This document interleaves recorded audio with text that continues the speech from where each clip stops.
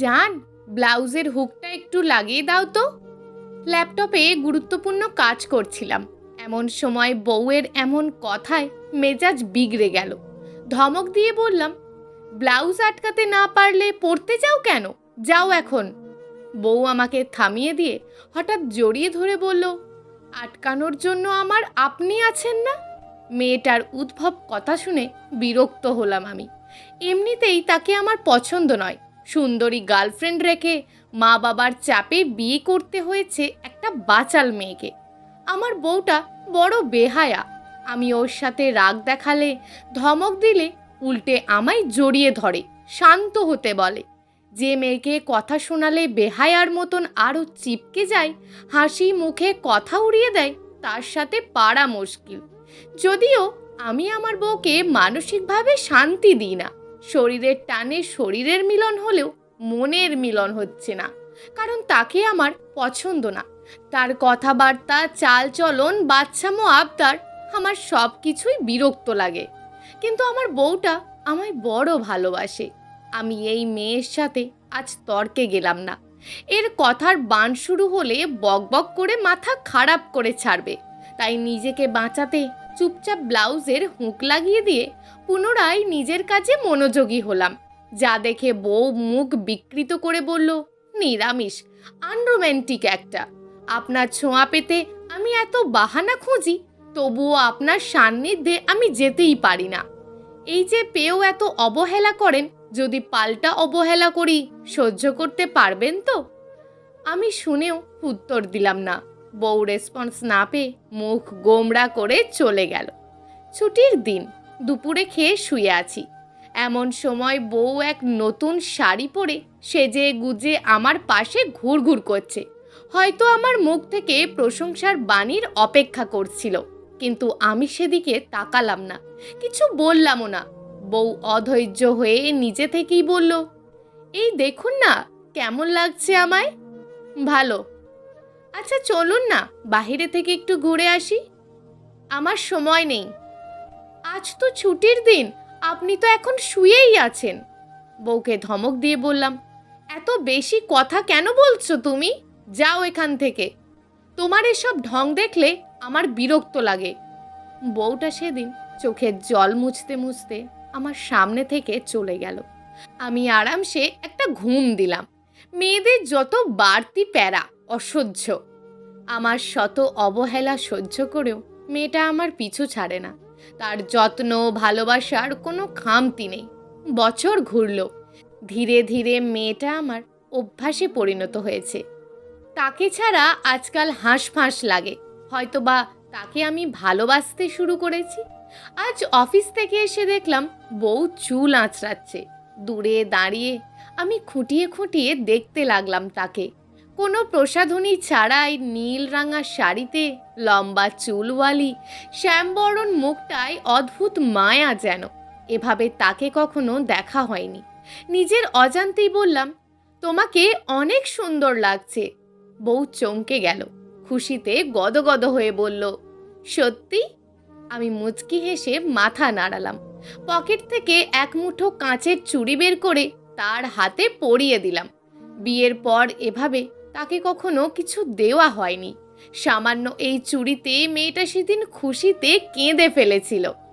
আগের মতন তাকে আর ধমক বকা দিতে গিয়েও পারি না।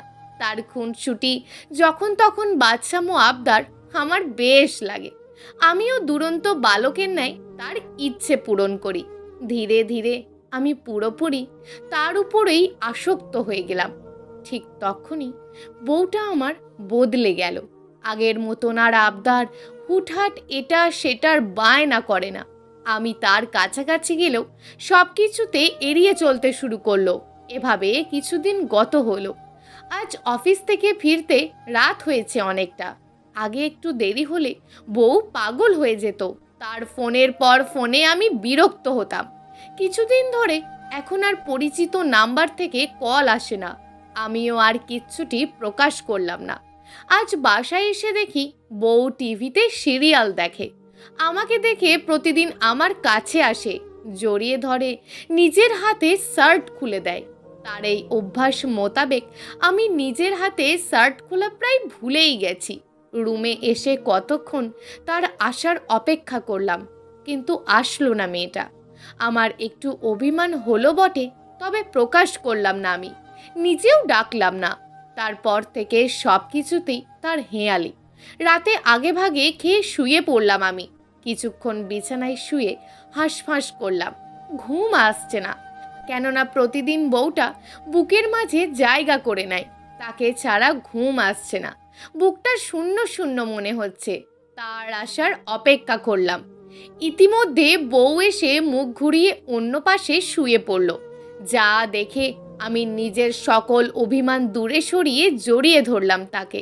বউ বিরক্ত হয়ে বলল, ছাড়ুন আমায়, এসব ভালো লাগছে না আমার, ঘুমাতে দিন, ঘুম পাচ্ছে খুব। যে মেয়ে একসময় আমার বুকে ঘুমানোর জন্য চোখের জল ফেলতো, আজ তার এসব ভালো লাগছে না। বাহ, নিজেকে আর নিয়ন্ত্রণ করতে পারলাম না। ক্রোধ নিয়ে শক্ত হাতে বউকে চেপে ধরে বললাম, সমস্যা কি তোর? আমাকে এভাবে ইগনোর করছিস কেন? পুরনো হয়ে গেছি না, এখন আর ভালোবাসা যায় না? বিপরীতে বউ মুচকি হেসে বলল, আপনিও তো আমায় এভাবে দিনের পর দিন অবহেলা করেছেন, এবার বুঝলেন পাল্টা অবহেলা কেমন লাগে? আর শুনুন, আপনি আমার কাছে সবসময় নতুন, আপনাতে আমি সবসময় আসক্ত। এতদিন ইচ্ছে করি আমি আপনাকে এড়িয়ে গিয়েছি, শুধু আপনাকে বোঝালাম সংসার জীবনে একপাক্ষিক স্যাক্রিফাইস, একপাক্ষিক ভালোবাসা, প্রিয় মানুষের অবহেলা কতটা যন্ত্রণাদায়ক। বউয়ের কথায় কেঁপে উঠল আমার সত্তা, মস্তিষ্কের স্নায়ুকোষ জাগ্রত হলো। বউয়ের দেওয়া এতটুকু অবহেলা, এতটুকু ইগনোর সহ্য হলো না আমার। এতটুকুতেই মানসিক অশান্তিতে ভুগেছি। খাওয়া ঘুম অনিয়ম হয়েছে, সারাদিন মনমরা হয়ে থেকেছি। আর সেখানে আমি দিনের পর দিন মেয়েটাকে অবহেলা করেছি, তার চাওয়া পাওয়াকে কখনো গুরুত্ব দিইনি।